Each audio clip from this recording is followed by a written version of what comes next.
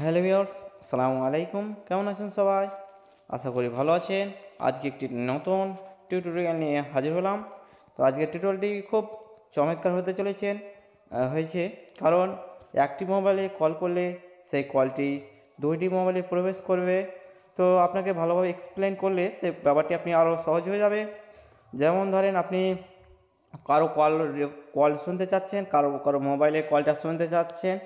ধরেন আপনার প্রিয় মানুষের কলটা কে কল করছে বা কে তার আপনার মোবাইলে নিতে চাচ্ছেন, সেই কলটা তার মোবাইলেও কলটা আসবে এবং প্লাস আপনার মোবাইলেও কলটা আসবে। তো এটাই নিয়ে আজকের এই সেটিংটি কীভাবে এই কাজটি করবেন। তো এই কাজটি করার জন্য সর্বপ্রথমে আপনারা যদি এই চ্যানেলটিকে এখনও পর্যন্ত সাবস্ক্রাইব না করে থাকে, চ্যানেলটিকে সাবস্ক্রাইব করে নোটিফিকেশান অল করে রাখবেন। তো সর্বপ্রথমে এই কাজটি করার জন্য আপনাকে চলে যেতে হবে, কোনো থার্ড পার্টি অ্যাপ্লিকেশান প্রয়োজন পড়বে না। মোবাইলের সেটিং থেকে এটা জেনুইন তালিকা, তো কোনো ফেক তালিকা নয়, অর্থাৎ ফেক ভিডিও নয়। তো এর জন্য সর্বপ্রথমে আপনাকে মোবাইলের কিপ্যাড অর্থাৎ ডায়াল প্যাডে চলে আসবেন। ডায়াল প্যাডে আসার পর এখানে দেখতে পাচ্ছেন সেটিং নামক অপশান, এই সেটিংয়ের এখানে 3 ডট মেনু দেখতে পাচ্ছেন, এই 3 ডট মেনুতে ট্যাপ করবেন। 3 ডট মেনুতে ট্যাপ করার পর এখানে দেখতে পাচ্ছেন সেটিং, এই সেটিংয়ে যাবেন। সেটিংয়ে আসার পর এখানে দেখতে পাচ্ছেন এখানে কলিং অ্যাকাউন্ট নামক একটি অপশান রয়েছে। তো এখানে আপনাকে এই কলিং অ্যাকাউন্ট অপশানটাকে আপনাকে খুঁজে বের করে নিতে হবে এখানে।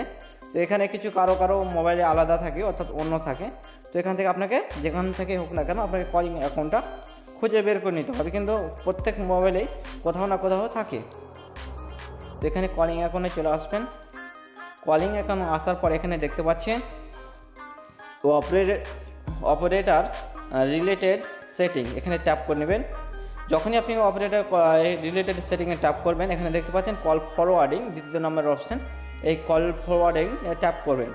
তো আপনি যেই কাজটি করতে চান, অর্থাৎ যার মোবাইলের কল রেকর্ডিংটা শুনতে চান, তার মোবাইল নিয়ে এই কাজটি করবেন।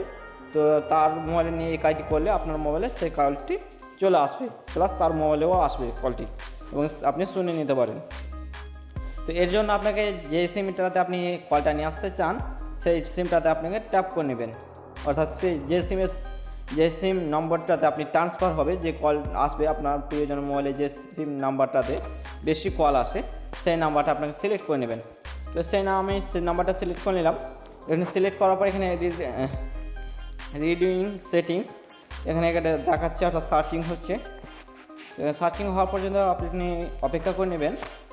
তো এখানে আসার পর এখানে দেখতে পাচ্ছেন হোয়েন আনসার্ড। তো এখানে আমি একটু স্পেলিংটা একটু ভুল বললাম, এখানে দেখতে পাচ্ছেন। যাই হোক না কেন, এখানে 3 নম্বর যে সেটিং দেখতে পাচ্ছেন, প্রথম থেকে 3 নম্বর যে সেটিং রয়েছে, 3 নম্বর সেটিংয়ে ট্যাপ করে নেবেন। তো 3 নম্বর সেটিংয়ে ট্যাপ করলে এখানে আমার নাম্বার সেভ করা রয়েছে, যেহেতু আগে থেকে আমি করে রেখেছিলাম। তো এখানে আপনি যে নাম্বারটাতে আপনি আপনার নাম্বারটা দিয়ে দেবেন, যে আপনার মোবাইলে যদি আপনি কলটা শুনতে চান তার, তো এখানে আপনার নাম্বারটা দিয়ে দেবেন। তার মোবাইলটা নিয়ে আপনার এখানে নাম্বারটা নিয়ে দেবেন, আপনার নাম্বারটা। যখনই আপনার মোবাইলের নাম্বারটা দিয়ে দেবেন, নাম্বার দেওয়া হয়ে গেলে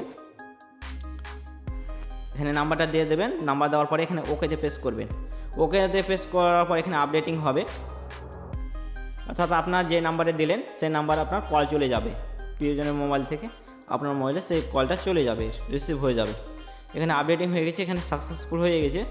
তো এখানে আরেকটি কথা, যখনই আপনার এই কাজটি হবে একমাত্র এখানে ফরওয়ার্ডিং, এখানে দেখতে পাচ্ছেন হোয়েন আনসার্ড। তো এই কথাটির অর্থ হচ্ছে, যখন আপনার তার মোবাইলে কলটি আসবে, আসার পরে সে যদি রিসিভ করতে না পারে কোনো কারণে, বা আপনার ধরতে না পারে কলটি, তো প্রায় 10 সেকেন্ড বা 15 সেকেন্ড তার মোবাইলে কলটি রিং হতে থাকবে। তারপরে আপনার মোবাইলে সেই কলটি অর্থাৎ চলে আসবে। তো আপনি যদি এবার চাচ্ছেন আপনি এই কলটি অর্থাৎ বন্ধ করতে চান, তো আপনি সিম্পলি সেই সেটিংগুলো করে এই সেটিংয়ে আসবেন। এখানে এখানে দেখতে পাচ্ছেন এই অপশানটিকে অফ করে দিলে এই কাজটি অর্থাৎ ডিজেবল হয়ে যাবে, আর হবে না খুব। তো আজকের ভিডিওটি এই পর্যন্ত ছিল। তো ভিডিওটি দেখে কেমন লাগলো নিশ্চয়ই কমেন্টে মতামত জানাবেন, আর ভিডিওটি যদি দেখে ভালো লাগে চ্যানেলটা সাবস্ক্রাইব করে নোটিফিকেশান অল করে রাখবেন।